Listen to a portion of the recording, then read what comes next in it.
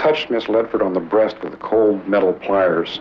And if you listen to the tape, you'll hear those pliers being replaced in the toolbox a few seconds later. Oh, what did you touch her on the breast for with a pair of pliers? To shock her with the cold metal. Described by FBI Special Agent John Edward Douglas as the most disturbing individual profiles, both Lawrence Bittaker and Roy Norris became known as the Toolbox Killers. Between June and July 1979, Bittaker and Norris went on a killing spree, abducting and murdering young women in the Los Angeles area. They targeted teenage girls and young women, luring them into their realm. The question that lures us now is, who are these two men?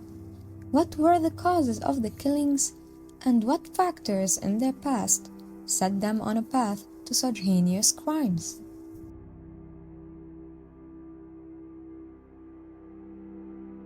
Beginning with the eldest of the duo, Lawrence Bittaker was born on September 27, 1940, in Pittsburgh, Pennsylvania. As an infant, he found himself placed for adoption, eventually becoming the son of George Bittaker. George's employment in aircraft factories required frequent relocations for the family, leading to Lawrence's upbringing in 4 different states before they settled in California. By the tender age of 12, Lawrence had already had his first encounter with the law, having been apprehended for shoplifting. Over the subsequent 4 years, he accrued a minor criminal record primarily centered around theft, a pattern not uncommon among individuals in his circumstances. In his own words, Lawrence asserted that these acts served as a means to compensate for the lack of affection he received from his parents. Despite achieving an impressive IQ score of 138 during high school years, placing him in the 99th percentile of intelligence, Lawrence found the educational environment to be unengaging. Consequently, he made the decision to discontinue his formal education in 1957, characterizing school as a dull experience. The incident that ultimately led Lawrence Bittaker to the California men's colony, where he would eventually cross paths with Norris, occurred in 1974. During this event, he attempted to pilfer a steak from a supermarket. When a vigilant shop clerk attempted to confront him, Bittaker resorted to violence, stabbing the clerk in the chest, causing severe injuries and nearly claiming his life. While Lawrence Bittaker faced charges for attempted murder and shoplifting in connection with the incident, he ultimately received a conviction for assault with a deadly weapon. This lesser charge resulted in a shortened sentence compared to what he might have received for attempted murder.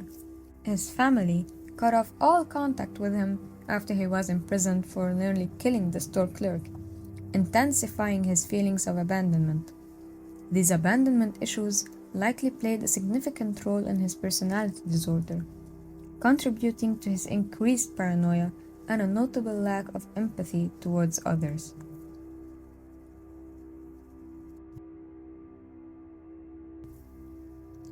Now, let's shift our focus to the other key figure in this dark saga, Roy Norris.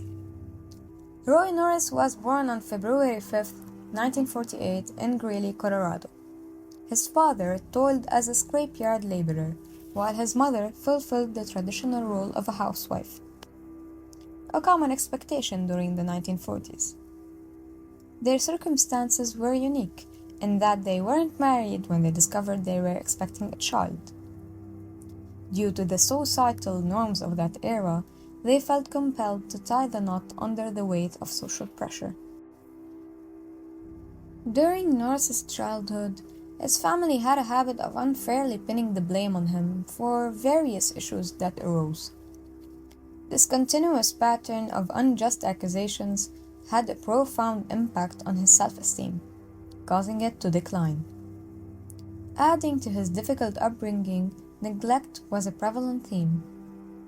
There was often not enough food to go around, and Norris rarely received new clothing, which made him feel not good enough. Moreover, he shared how his parents would frequently hold him responsible for things he hadn't actually done, further contributing to his diminished self-worth. Norris experienced frequent relocations during his childhood, but not alongside his parents. His mother struggled with a drug addiction, rendering her incapable of providing adequate care for her son.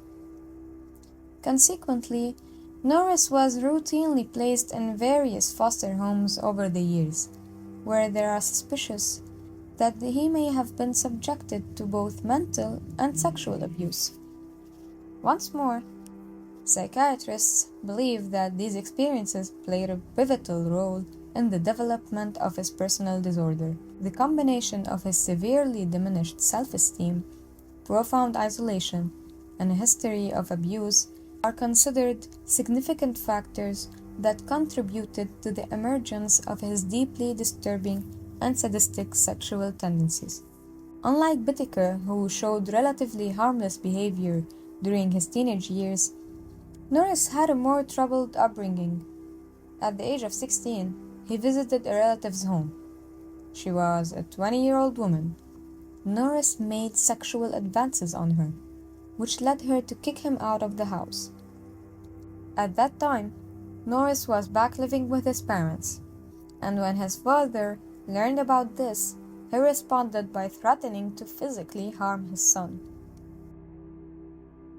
Norris snatched his father's car and headed towards the Rocky Mountains, where he planned to inject air into an arm artery and kill himself. His effort was unsuccessful. The police later located him and they returned him to his parents, who began expressing to him once more how unwanted and undesired they thought he was.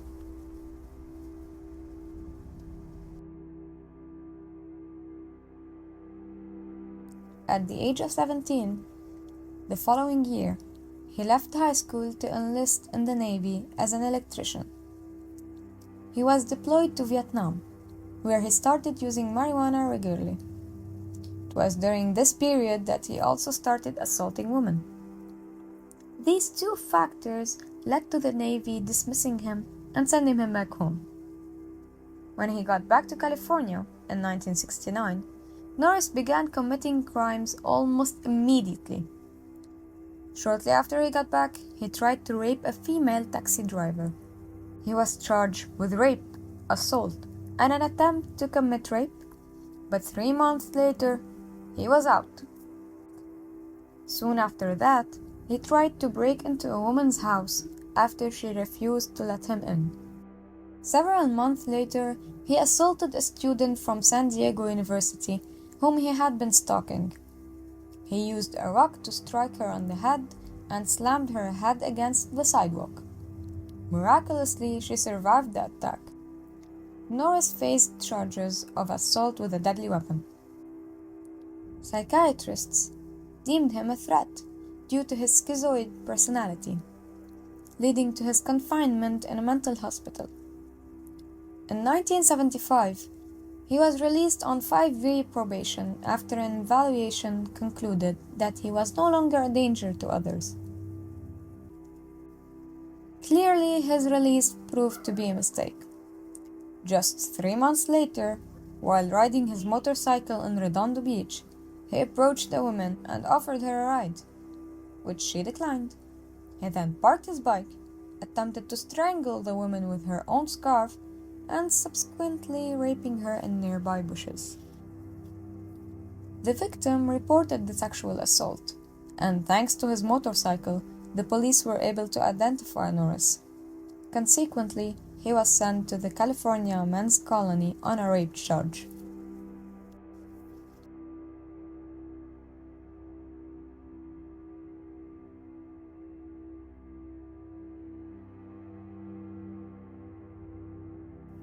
In 1977, Lawrence Bittaker and Roy Norris crossed paths at the California Men's Colony, situated northwest of San Luis Obispo. Both were incarcerated for robbery and assault. During their time there, the two men uncovered a shared fascination: young women, especially teenagers. The two soon became firm friends and began sharing their fantasies on torturing, raping, and murdering these young girls. And the interest that once sparkled at the start of this friendship became the foundation of a horrendous plan on how to realistically abduct these women in order to torture and rape them.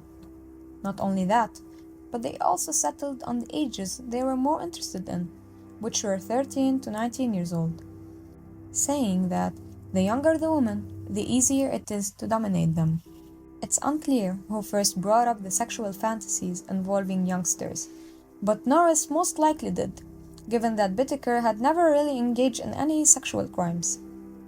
Several psychiatrists believe that Bittaker first became interested in Norris shortly after they met. Bittaker is the type of guy who is constantly looking for new thrills, which is why his crimes have become more serious with time. He drank from the sense of power he felt from breaking the law and doing as he pleased. So it seems logical that when Norris shared his sexual desires and dreams, Bittaker felt challenged to follow through, which just made something click. Norris would describe to him how he found it arousing when young women became terrified during attacks. Bittaker began to entertain his own dark fantasies, considering that if he were to commit a sexual assault, he would also eliminate the victim afterward, as the absence of witnesses would reduce the risk of getting caught. In October 1978, Bittaker was released on parole and moved to Los Angeles. He started making friends with local teenagers, casually offering them marijuana or alcohol, acting cool around them and simply watching their reactions. Norris was released 3 months later. In January 1979, he moved in with his mother and returned to working as an electrician. One day, Norris received a letter from Bittaker, inviting him to resume their plan, now that they both had some time to prepare. Shortly after Norris's release, the two men pooled their money and purchased a silver 1977 GMC cargo van with no windows in the back and a sliding door on the passenger side. They made modifications to the van, including installing a folding bed. Underneath the bed, they kept a cooler to entice teenage girls, which was a significant part of their plan. Alongside the cooler, there was also a toolbox containing pliers, a sledgehammer, and even ice picks. They called their van the Murder Mac. Once it was prepared, Bittaker and Norris spent weeks cruising along the Pacific Coast Highway, visiting local beaches. They would engage with young girls, offering them alcohol and marijuana, and even taking their photographs using Polaroid cameras. They didn't harm any of them. This was just a test run for the real deal. They wanted to study the best areas, the best methods, and the best excuse to kidnap teenage girls. This area had many hitchhikers, including young girls looking for rides to the beach or between towns, making it a prime location for Norris and Bittaker to find potential victims. They discovered a fire road deep in the San Gabriel Mountains, which was typically gated and locked. Bittaker used his toolbox to break the lock. This fire road had sections that couldn't be reached by vehicle or required hiking. The area also had many canyons and cliffs, perfect for disposing of bodies. Anything not well hidden after being dropped off a cliff would likely be dealt with by wild animals. So they began conducting these trial runs with the girls they picked up at the beach and drove them to the mountains. None of these girls were harmed. They were used solely to see how much time it took to reach the mountains and how well they could keep them distracted with pot and alcohol. Most of these girls were teenagers looking for some adventure, willingly getting into the van with two middle-aged men. However, just in case any of them resisted, they had a backup plan. Norris would hide in the back of the van and grab a girl if needed through the sliding passenger door. They also had the radio turned up loud to drown out any potential screams. The plan was all set to go.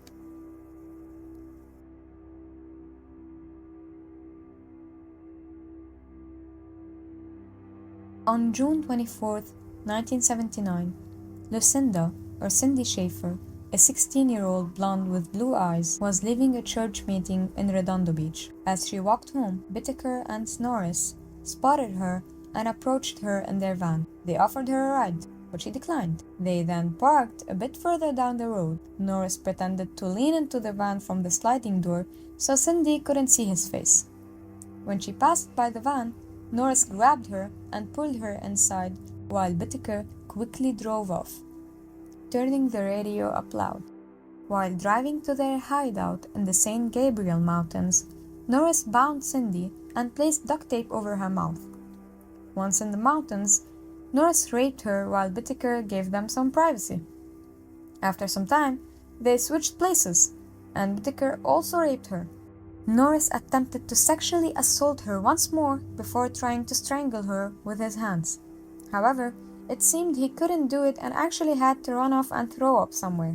Bittaker then took over and strangled her until she began convulsing. He retrieved the coat hanger from the toolbox and twisted it around her neck using pliers, and it didn't take long for her to pass away. After raping and killing her, they wrapped her in a shower curtain and disposed of her body by tossing it off a canyon for the wildlife to handle the remains.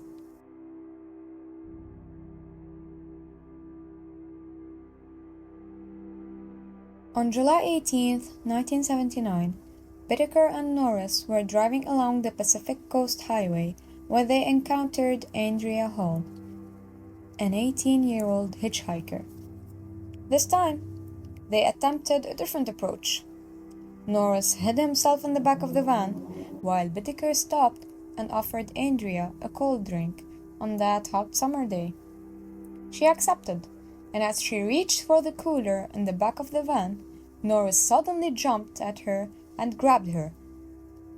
She put up a significant fight, but they managed to overpower her, tie her up, and then drove to the St. Gabriel Mountains.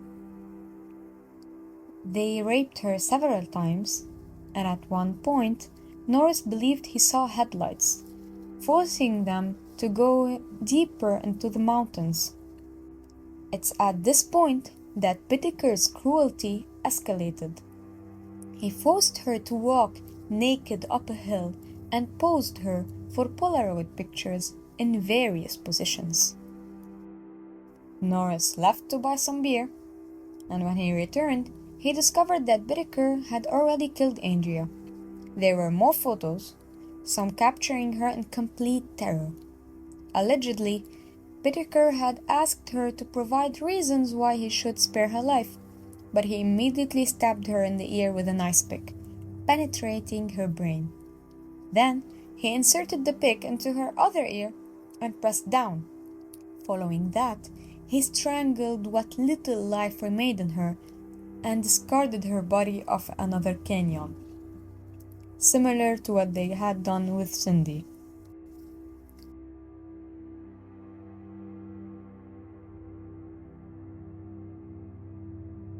On September 3, 1979, Jackie Gilliam, aged 15, and Leah Lamp, aged 13, were waiting at a bus stop near Hermosa Beach.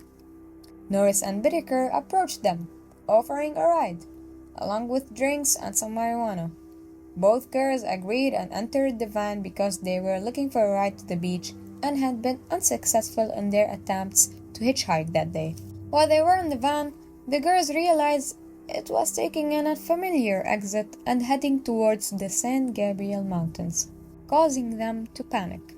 Leah attempted to open the passenger door in an effort to escape, but Norris struck her with a bag filled with weights that he kept in the back of the van. As he was tying up Jackie, Leah regained consciousness and made another attempt to flee.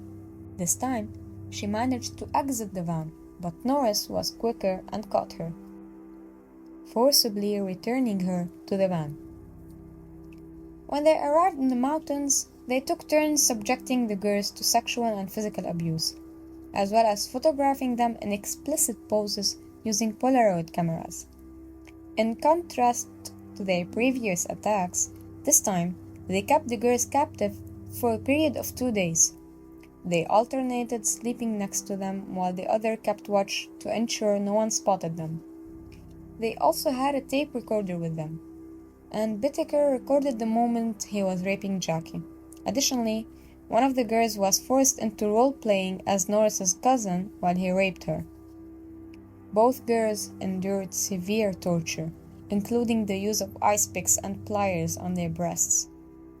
Jackie was killed with an ice pick to her head and then strangled, while Leah was murdered by Norris using a sledgehammer while Bittaker strangled her. Afterwards, the two girls' bodies were disposed of over an embankment.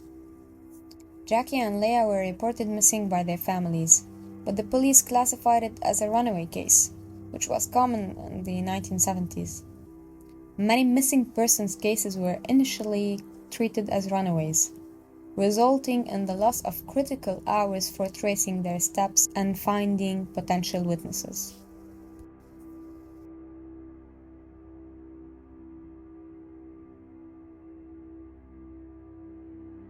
On Halloween night in 1979, Norris and Bittaker changed their route from the Pacific Coast Highway to the San Fernando Valley. It was there that they spotted Lynette Ledford, who was 16 years old. Lynette was attempting to secure a ride home after a Halloween party where she had a fight with her boyfriend, leaving her on her own. Interestingly, Bittaker had previously known Lynette as she worked as a waitress at a restaurant he frequented, and she recognized him too. So when they offered her a ride, she willingly got into the van. This time, since they were so far away from the Sangerville Mountains hideout, they decided to rape and torture her on the move. Norris pulled out a knife to threaten Lynette, making it easier to tie her up and gag her with a tape. Then, they changed places, with Norris driving and Bittaker starting to torture Lynette.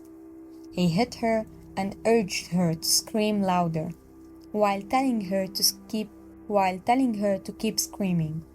He punched her breast and struck her several times with a sledgehammer. He also used pliers to torture her repeatedly while he was sexually assaulting her. Additionally, he had his tape recorder at hand and recorded the entire attack. Norris also took his turn in raping and torturing Lynette, which included using a sledgehammer to harm her arm.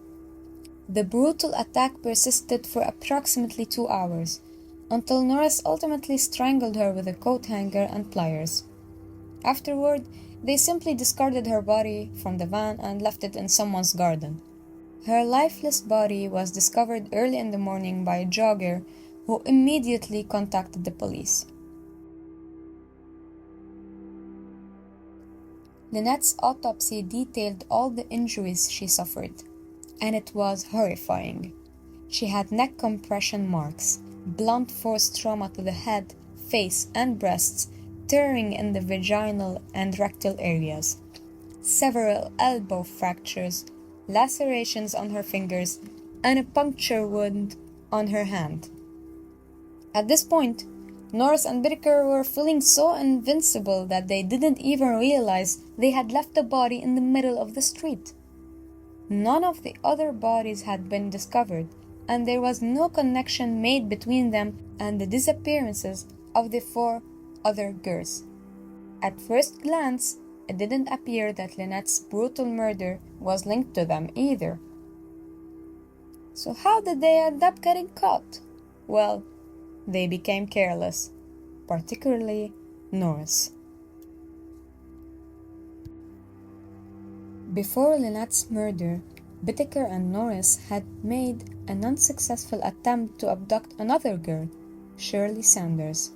She was walking along Manhattan Beach when the men approached her, offering a ride. She declined, but they refused to accept her refusal. They attacked her with pepper spray and forcibly pulled her into the van, where they took turns raping her.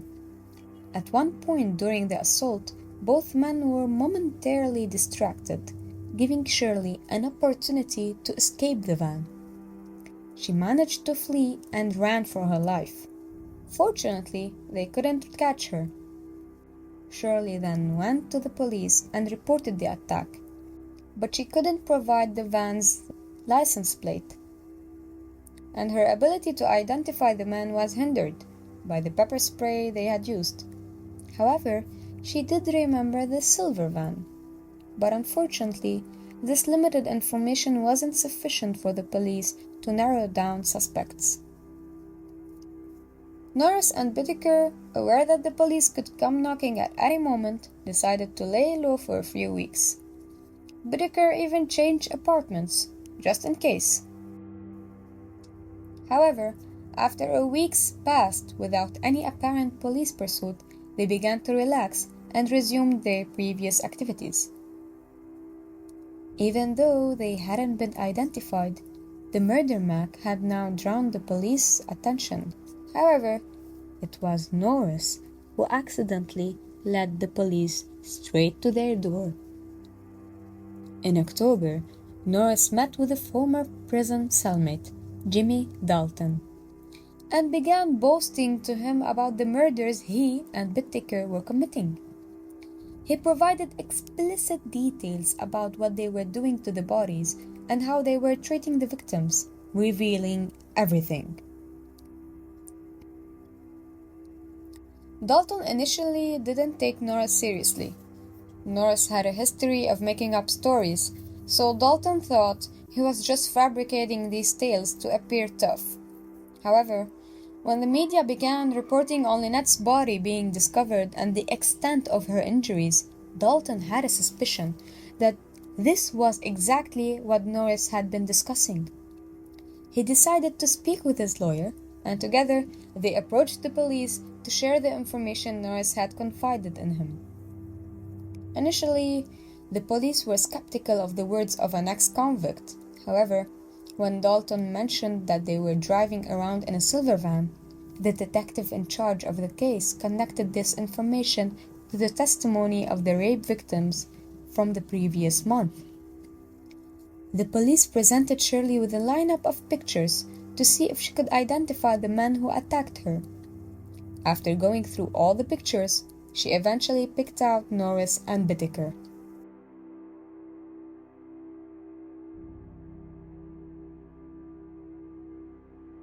Consequently, the police had two identified suspects. Both assailants were placed under surveillance, and the police patiently waited for the opportune moment to arrest them, intending to construct a robust case against them. Norris was apprehended shortly after being caught selling marijuana, thereby violating the terms of his parole. Once in custody, he quickly pointed at Bittaker, leading to the arrest and charges against both men in Shirley's abduction and rape case. Initially, when questioned by the police about his involvement in Shirley's rape and Lynette's murder, Norris denied any wrongdoing and attempted to shift blame onto Bittaker, portraying him as the mastermind behind their actions. However, it didn't take long for Norris to start confessing everything to the police. He provided details about the abductions, how they convinced the girls into the van or enticed them with drugs and alcohol, their hideout in the San Gabriel's Mountains, and their use of tools in the assaults and killings, and how they disposed of the bodies, revealing the full extent of their crimes. Norris's initial confessions were just the beginning. After their arrest, a search of both men's homes and the van uncovered a wealth of evidence, including over 500 Polaroid pictures of various girls. Some were individuals they had encountered during their test runs, while others were actual victims. Investigators attempted to locate all these women to determine if they had all been targeted by Bittaker and Norris. Many of the girls were found alive and well, but others were identified as missing persons. However, it couldn't be definitely proven that they were the killers, and neither of the men admitted to committing the murders.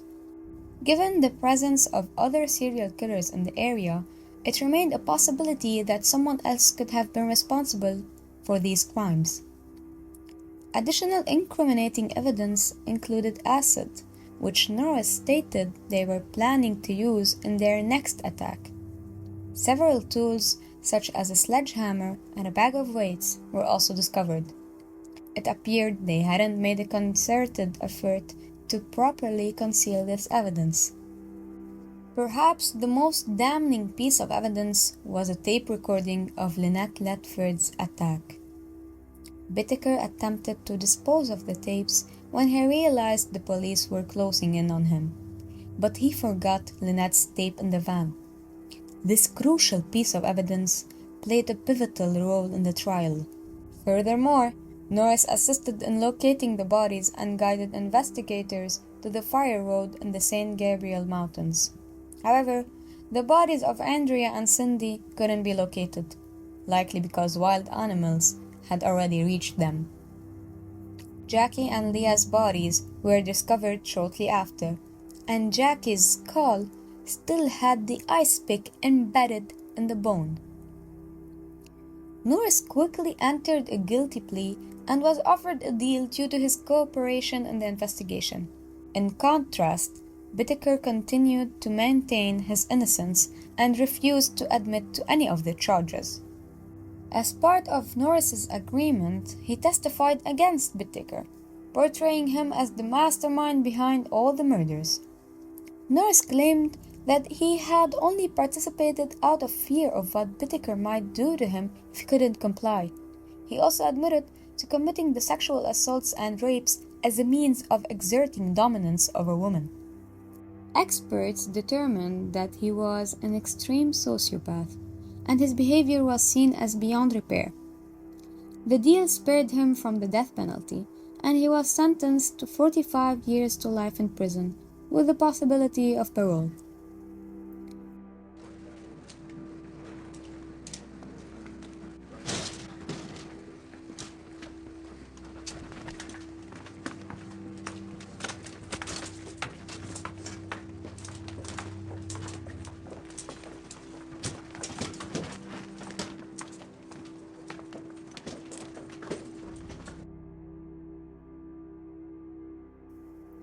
Bittaker's trial featured Norris as a crucial witness, providing intricate details about the abductions, murders, identification of the perpetrator for each victim, description of body disposal methods, and the tools used on each woman.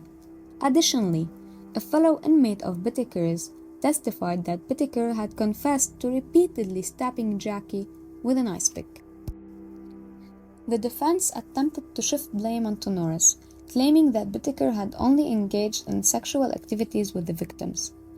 Bittaker himself testified, denying any involvement in the murders and asserting that he had only met some of the victims for consensual sexual encounters. However, a crucial piece of evidence swayed the jury's decision much more rapidly. The 17-minute-long recording of Lynette's attack was played in the courtroom, reducing jury members to tears. Some individuals in the audience were so disturbed that they had to leave the room before the recording concluded.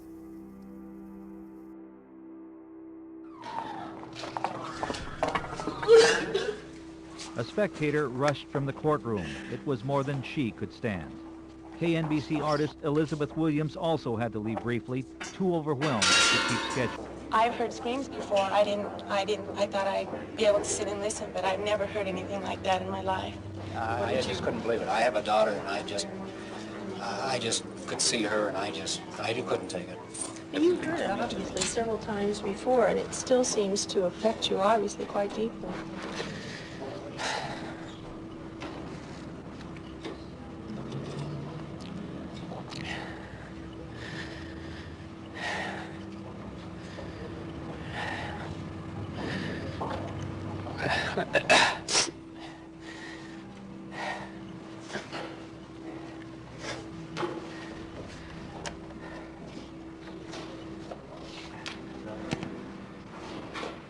I just picture those girls and how alone they were when they died. I'm sorry. You wanted to,